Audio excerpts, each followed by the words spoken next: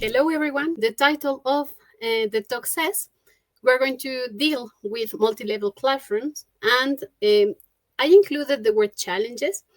We are also going to see that there are not only challenges, but they are also opportunities. So I will also be sharing some experiences and some strategies that we can follow, okay? So to start today, I would love to read this quote by George Evans. And I think that it's going to reflect or to summarize in a great extent what we're going to be talking about today. So it says, every student can learn, just not on the same day or in the same way. Teachers, do you think that this makes sense to you? Could you please share in the chat? What do you think?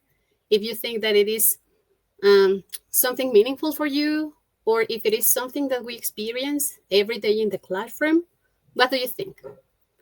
I would love to have also your opinions here. Okay, yes, totally. Yes, it is true. Of course. Thank you so much for your answers. Yes. So, if we know this, we cannot pretend, okay, that we are going to have the very immediate result with each of our students, okay? So, we have to bear this in mind. We have to plan and to understand and to avoid frustration knowing this. So, as I said, all this talk is going to talk about these differences and how can we face them, okay? Well, thank you so much for your answers here. I see that you are really active, and that is lovely. Okay, so in general, the objectives for this talk are going to be to describe a little bit what are like these different multi-level classrooms. As I said, also the challenges and opportunities that we can have here. And then to propose, but not only from me, but also from you, some strategies that we can follow, some ideas that we can apply in the classroom so that everything can be easier for us. And it is not easier because we don't want to work. It is easier because we already have a lot of work, right? Okay, so first of all, I would like to have a different, well, to define a little bit, okay, what are the multi-level classrooms, okay?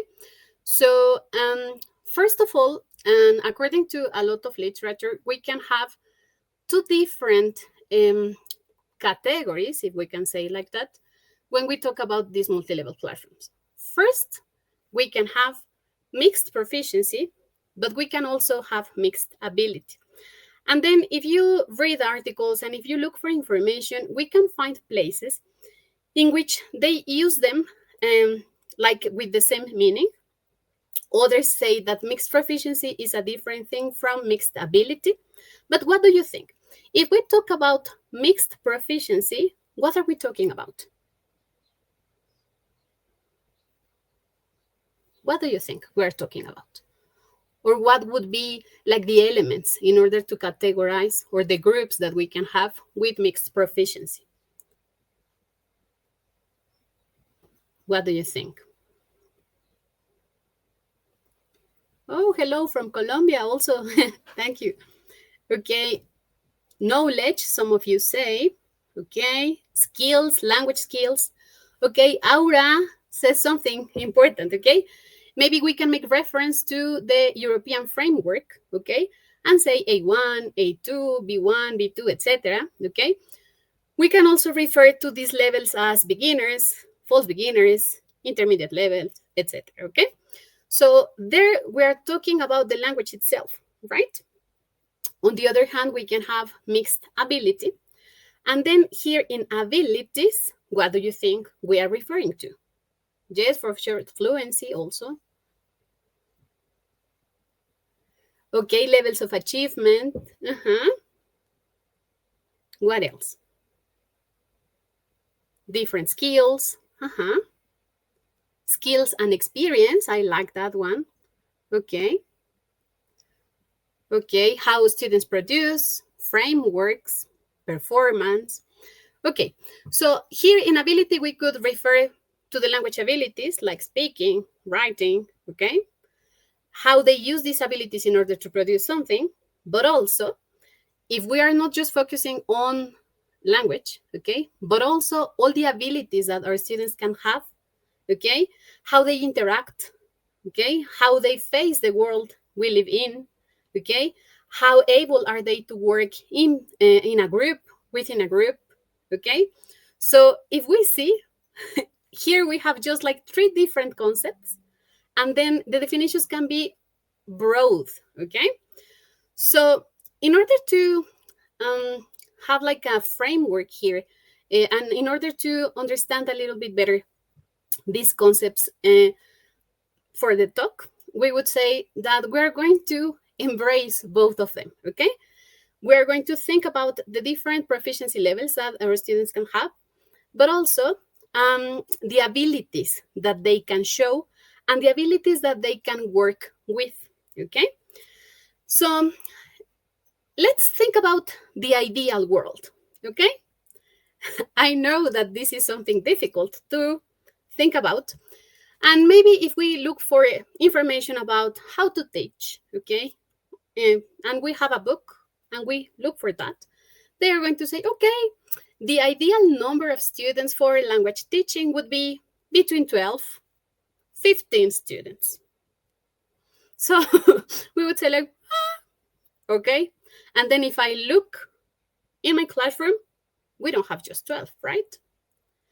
And then they can say like, okay, at that age, maybe they can have developed this ability, that ability, etc. Okay. So yes, some of you say 50 students, right?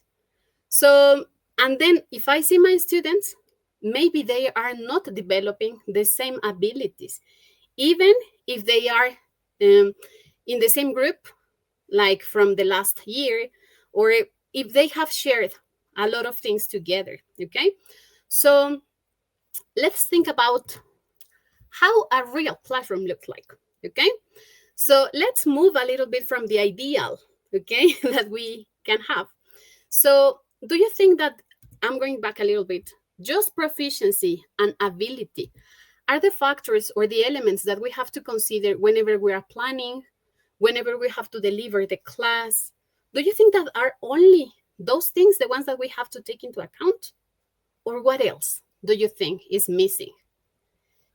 Yes, thank you so much, because you are sharing that we have a lot of students in the group, right?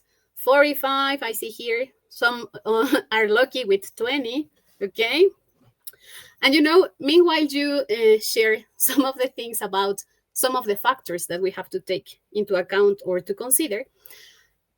Recently, I was reading an article looking for information on how to work with really big groups. And then sometimes I was like, oh, my groups are big. I have like 40 students in one group, etc. And then I watched a video from a teacher in Singapore, and she was with 100 students in the same class. So maybe we have like to rethink about what a big group looks like. Okay, so excellent. I am reading some of your input, okay? Yes, the background, okay, the exposure to the language, interests, okay, their culture, their context, economy also plays a role, okay, yes, learning styles, okay.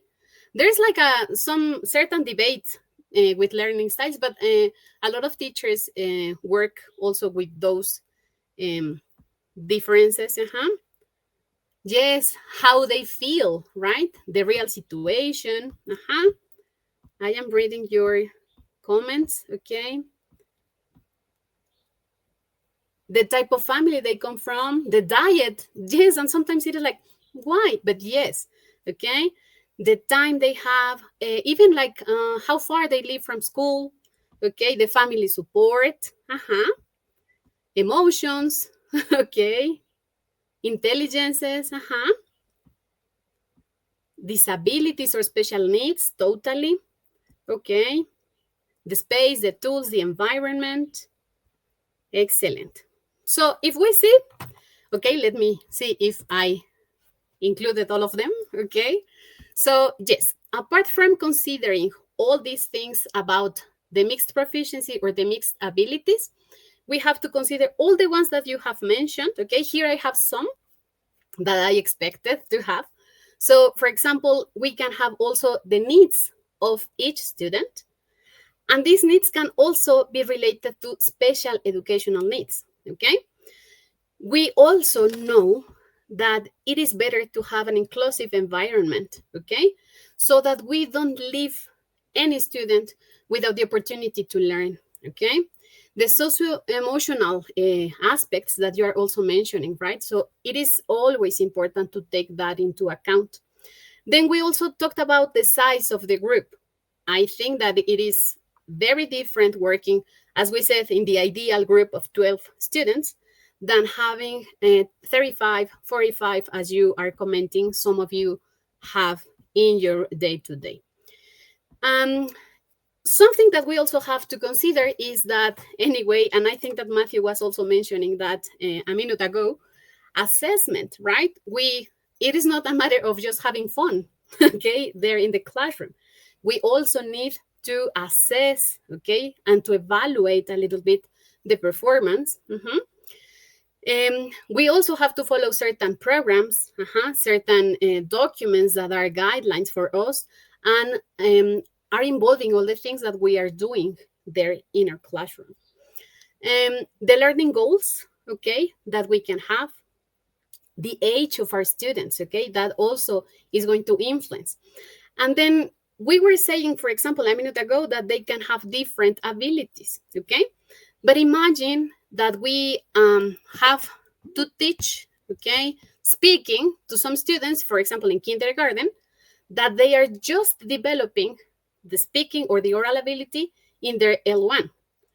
So in that case, it is also a challenge, right? Because they are going to be developing both things at the same time. Then you also mentioned that, and the context is going to be also a very important factor that we have to take into account. And something that we cannot deny is that the resources, the type of resources that we can have available, are also going to define how can we manage the class, how can we cope with all these mix of things that are present in the classroom. Okay, so here the idea is that, well, reading and considering all these squares or these boxes that we have there, teaching English is easy, right? Okay, and maybe here we need like this emoji where it's covering the eyes, right? Because it is not easy. It is not something that we can do like, oh, improvising, okay? It is not something that we can take just like, no, I don't know. I don't have anything more important to do. So let's be teachers. No, okay? It requires a lot of effort, a lot of planning and adapting, okay? In many different senses. I see that a lot of you, many of you, sorry, are mentioning a lot the word that is going to be key also here, motivation, okay? So motivation is going to be exactly that, like the thing that is going to move us so that we are giving the best for our students, okay? And in one sense, we can say, like in a very romantic way, yes, teaching is my passion. And yes, we all feel that. But again, it is not easy.